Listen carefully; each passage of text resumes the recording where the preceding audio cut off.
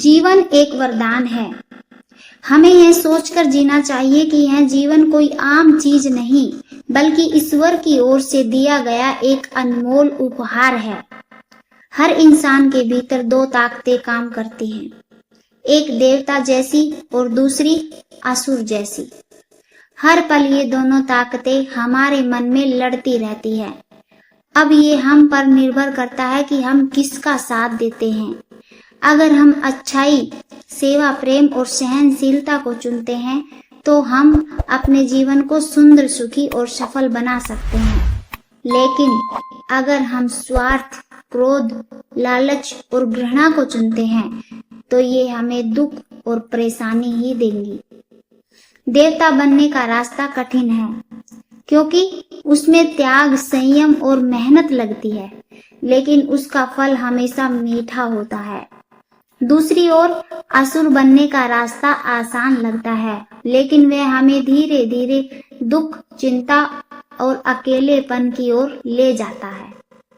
सच्चा सुख क्या है?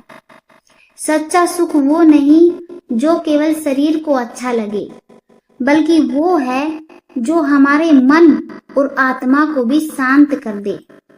भौतिक सुख सीमित होते हैं, जैसे पैसा, गाड़ी, घर। ये सब एक हद तक खुशी देते हैं, लेकिन हमेशा के लिए नहीं।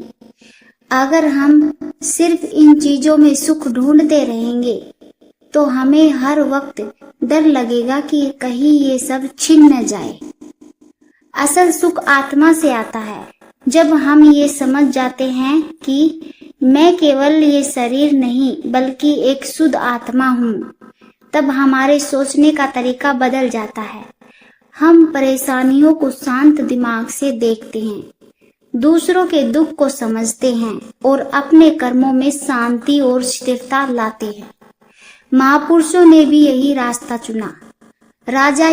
राजा ययाति, विश्वामित्र और नचिकेता जैसे लोग, जिन्होंने वैभव और भोग को त्याग कर आत्मा की राह पकड़ी, वे ही आज पूजे जाते हैं। क्यों? क्योंकि उन्होंने दिखाया कि जीवन का असली मूल्य बाहरी सुख में नहीं, बल्कि आत्मा की उन्नति में है। हमें असुरों की तरह नहीं जीना चाहिए। असुर अपने स्वार्थ के लिए दूसरों को दुख देते हैं।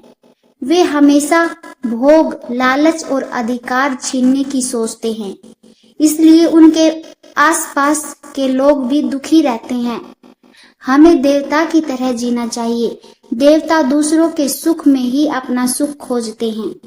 वे सेवा, दया और ज्ञान के रास्ते पर चलते हैं। अगर हम अपने अंदर का देवता जगाएं तो हम भी उसी तरह शक्तिशाली, शांत और आनंदमय बन सकते हैं। जीवन हमें सिखाता है, इसका सही इस्तेमाल करें। यह एक वरदान है। इसे किसी बोझ की तरह नहीं, एक सौभाग्य की तरह जिए। जब हम सही सोच और सही कर्म को अपनाते हैं, तब हमारा जीवन सच में सार्थक बनता है।